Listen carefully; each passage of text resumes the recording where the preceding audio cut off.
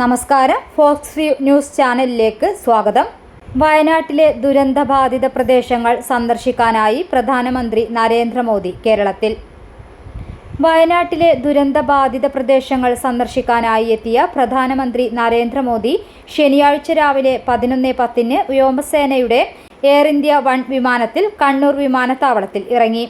Kerala governor Arif Mohammad Khan, മുഖ്യമന്ത്രി Pinarayi Vijayan, K Shailaja teacher MLA, chief secretary doctor V Venu, DGP Sheikh Darvesh Sahib, ജില്ലാ collector Arun K Vijayan, city police commissioner Ajith Kumar, AP Abdullakutty, CK Padmanabhan തുടങ്ങിയവർ ചേർന്ന് പ്രധാനമന്ത്രിയെ വിമാനത്താവളത്തിൽ സ്വീകരിച്ചു.